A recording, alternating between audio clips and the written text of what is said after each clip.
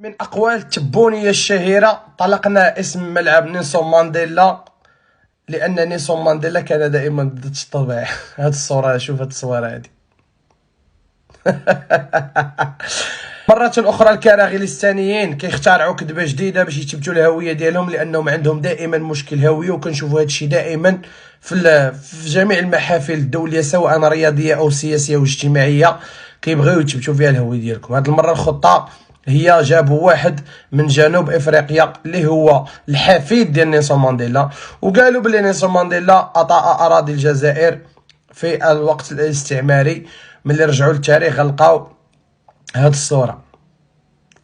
الصورة في مدينة بركان في المغرب مع الهواري بوخروبة بومدين اللي كانوا تما في 61 مع جبهة التحرير الوطني. وفي 62 1962 نيلسون مانديلا جا للرباط باش نهار واحد قبل وقف اطلاق النار باش يتم توثيق معاهدة إيفيان الفرنسية تحت الاستفتاء الفرنسي باش يعطيو الاستقلال للجزائر اللي ما عندهمش. وقال نيلسون مانديلا بالحرف انه كان باغي يتعرف على الملك الحسن الثاني، وقال انه باغي يدرب الجنود ديالو والمغرب غيعاونو في تدريب الجنود ديالو الى اخره. وملي رجع لجنوب افريقيا نيلسون مانديلا شدوه بتهمه ديال تنظيم عصابه وبديال الانشقاق وبديال التحريض الى اخره، وحكموا عليه بالسجن مؤبد حتى 1990. اذا فوقاش نيلسون مانديلا جا للجزائر وفوقاش كان في الجزائر؟ وإلا كان بصح اعطيني انا نتحداك صوره او خطاب لنيلسون مانديلا من داخل الجزائر قبل الاعتقال ديالو.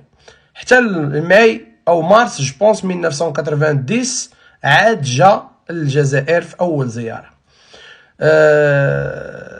جنوب افريقيا حنا كنعرفوا فيها بزاف ديال اليهود، وكنعرفوا بلي علاقات عائله نيلسون مانديلا مع الطبقه اليهوديه، ونيلسون مانديلا براسو في الصوره اللي وريتكم في الاول كان عزيز على اليهود. لهذا التبون: لقد فشلت خطتك بنجاح ولكن الامر صعيب. عرفت علاش الامر صعيب؟ هو غسل الدماغ ديال الكرغوليستانيين والكرغوليستانيات اللي كيتيقوا هذا الشيء واللي كيامنوا به واللي كيصدقوه ويحاربوك به. سبحان من خلقكم. نعم، المغرب عقدة وسيظل عقدة إلى الأبد.